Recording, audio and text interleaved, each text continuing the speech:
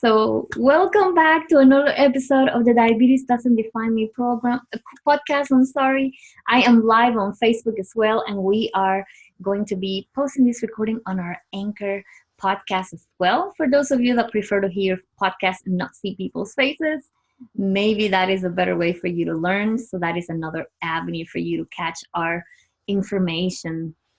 Maria Morales here, your host, a diabetes educator and dietitian from the Diabetes Doesn't Define Me program. I am your diabetes and your image coach, and I am here to guide you through this journey of diabetes where you will learn how to live a healthy life and not be defined by diabetes. And today we're going to be talking about types of diabetes, and we got started with type 1 diabetes, and I was just telling you all how type 1 diabetes is the one that we used to call juvenile diabetes. And no longer we need to call it that because it is a disease that is now attacking other people that don't have to be necessarily in their childhood ages or in their teenage ages, which is very alarming that we are now diagnosing people with type 1 diabetes later on in life, 30s, 40s, 50s. And type 1 diabetes is an autoimmune condition, okay? It's caused by the body attacking its own pancreas with antibodies. It's almost like the body doesn't want its pancreas anymore. It just attacks it and it prevents it from making insulin ever again. So it damages your own pancreas, your own body. Therefore, if you don't make insulin again, you have type 1 diabetes and you do not ever produce diabetes ever again. This is not something you can get rid of. You will always be dependent on type 1, on insulin. I'm so sorry. I'm making a few mistakes here because the screen is acting a little weird and it's like coming and going. And it got me a little distracted, but I promise I am going to be back on point. Let me know by typing 1 in the comments if you can hear me and see me okay. I hope that it did not get disconnected. So I'm going to wait for those ones. And for you on the podcast, well, you're not able to let us know if you can hear us or see us, but you will be listening in later on. Let's see. Just a quick moment. Let's see. And whoever is here, please let us know that you're here and tell me where you're watching from today. I want to know how far is this show going and if we're becoming more and more spread all over the world for more people to hear about diabetes. Thank you so much, Artenia. You rock by telling me that you can hear me okay. And thank you, Karen, as well. All right, going back to type 1 diabetes. So we know that the body attacked its own pancreas and we no longer make insulin. Now, there's a lot of different factors that can cause type 1 diabetes, but it's basically a genetic predisposition. And it could also be a result of faulty beta cells in the pancreas that normally produce insulin.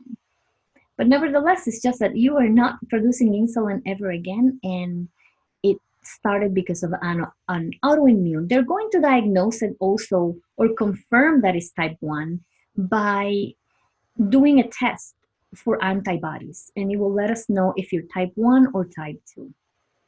Thank you so much. So we have Hampton, Virginia in the house in Missouri. We have Phoenix, Arizona. Thank you so much. It's exciting to know that we're going coast to coast in the United States and not just here locally. I am here in Orlando, ladies, if it's your first time watching. And let's keep going. So the treatment for type 1 diabetes will always be insulin, okay? You cannot get off insulin if you have type 1 diabetes.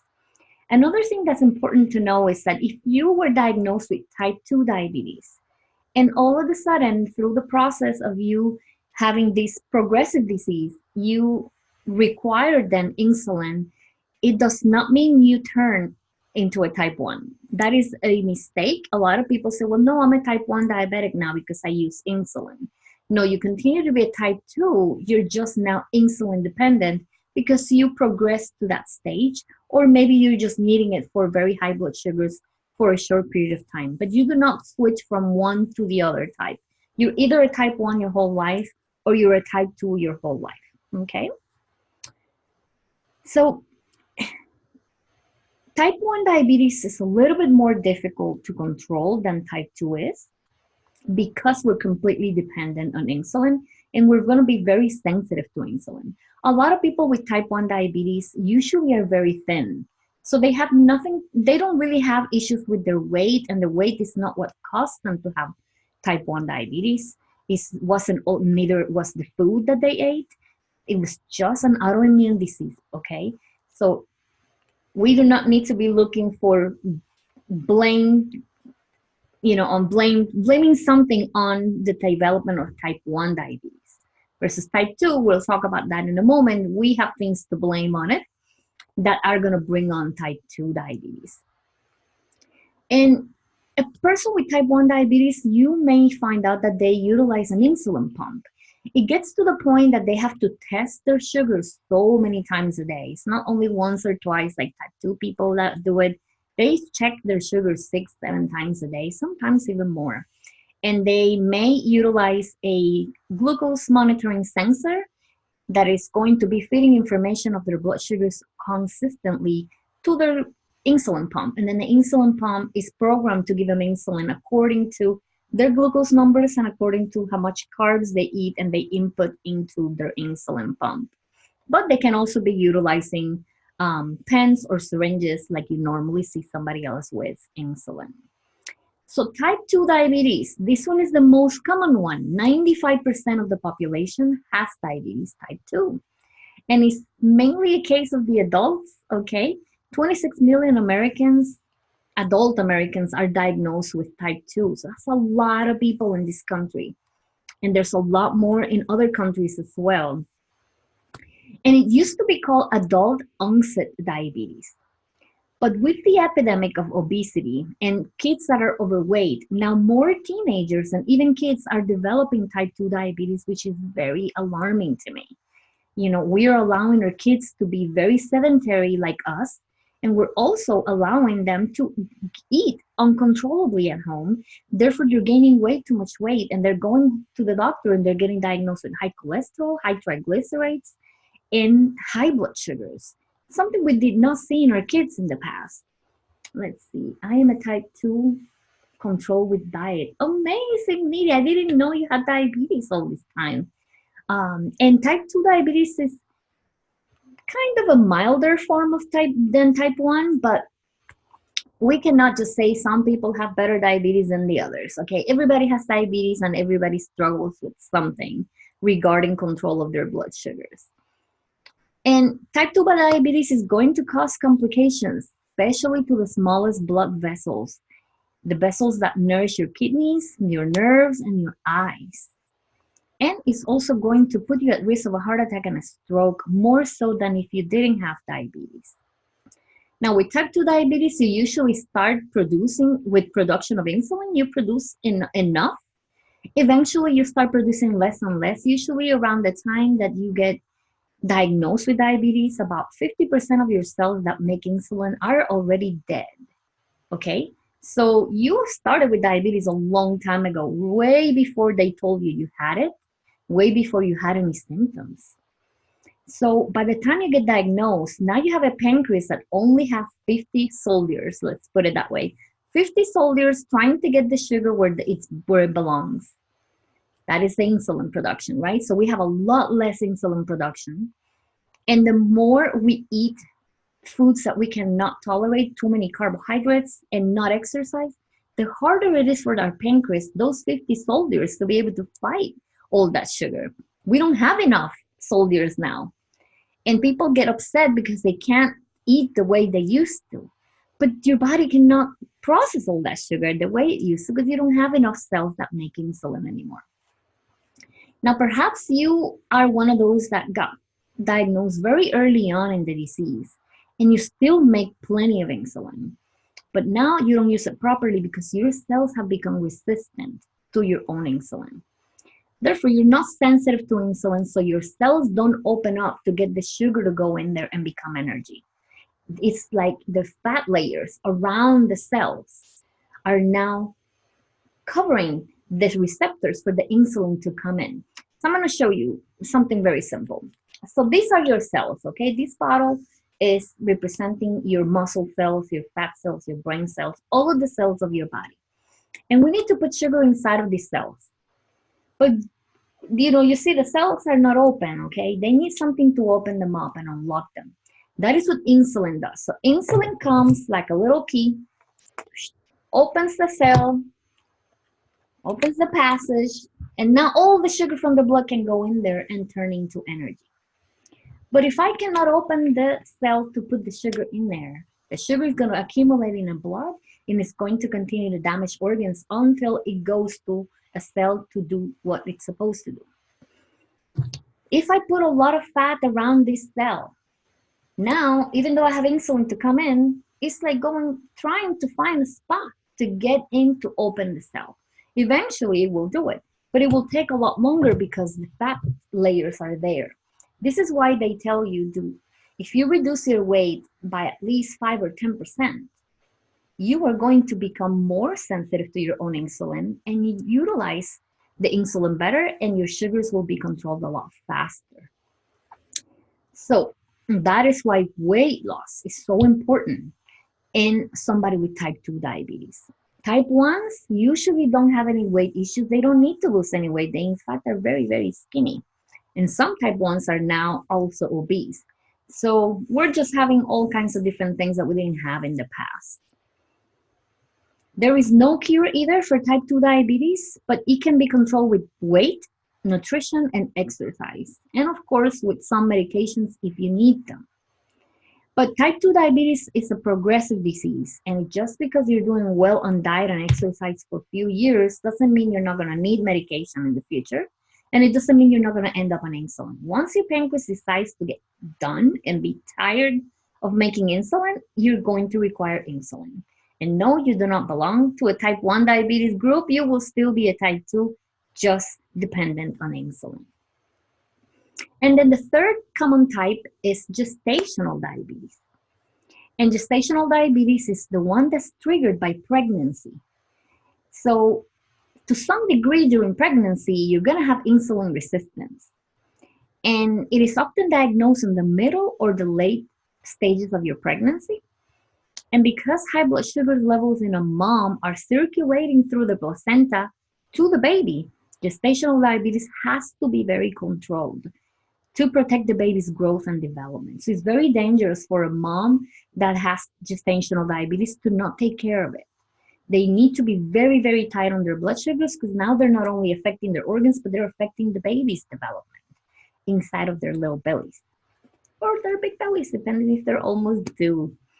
So according to the National Institute of Health, the reported rate of gestational diabetes is between 2 and 10% of the pregnancies.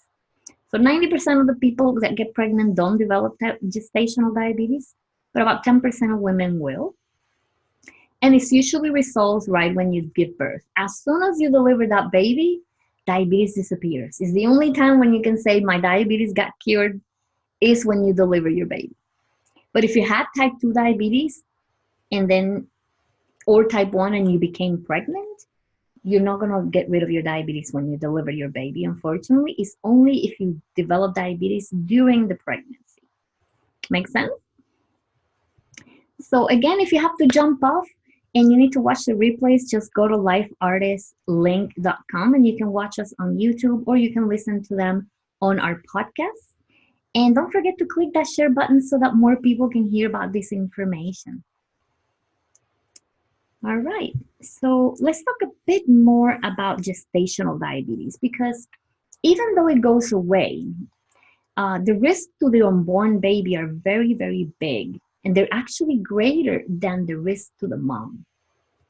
So we really need to be very careful when we are pregnant and develop diabetes because that baby is going to possibly be born with abnormal weight. They're going to gain way too much weight. Usually they're going to be very large babies, like 9, 10, 11 pounds. They might have breathing problems when they're born, and they're now at higher risk of developing obesity and diabetes risk later in life. So not only the mom is going to be at risk of developing diabetes after years of being gestational diabetic, but they're also going to put that baby at risk of also developing type 2 diabetes. later on in life. So extremely important that they work with a dietitian to very carefully monitor how much carbohydrates they eat, which ones they eat, and how they utilize their medications as well. Some of them have to be on insulin during that time. Now, there are other forms of diabetes, and they're very rare. Right now, we're hearing more about 1 to 5% of the people with diabetes having cases of very rare type diabetes, which is type 1.5, which is a combination of type 1 and type 2, which means they are not producing insulin, but they're also resistant to insulin. So that is the type 1.5. And then there's some other ones that people are studying a little bit more, doing more research to see if it really is some other form of diabetes that has kind of mutated, I will say. And we're getting more of those very difficult to control people with diabetes. But for the most part, you're either type 1 or you're type 2, or you had it during pregnancy and it will go away once you deliver your baby.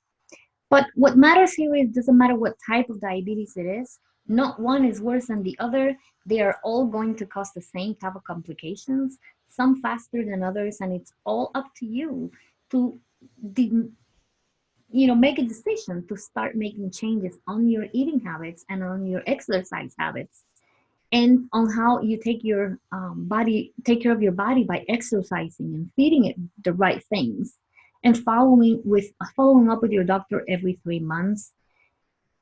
It's going to depend on how quickly you develop complications, or how slow, or how if you don't even develop any complications. So we are all able to manage diabetes the best way possible, but you cannot do it by yourself, so you need help.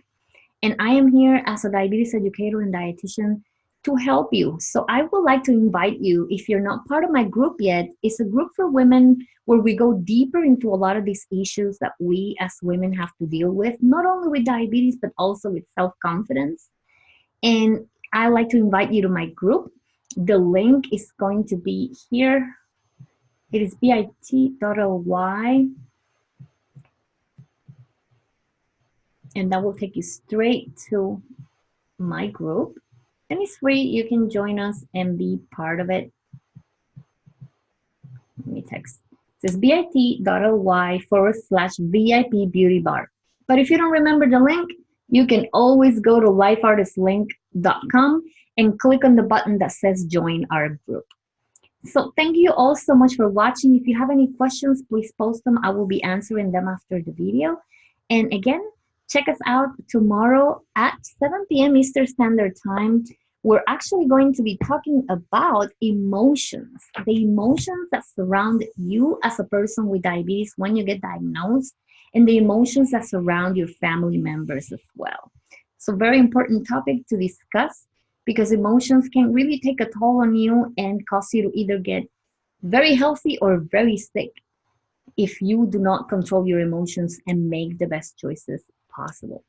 So thank you so much for watching or for listening on the podcast. I am Mariel Morales, your diabetes and image coach, and I am here to help you learn how to live a healthy life where diabetes does not define you. Till next time, have a great night.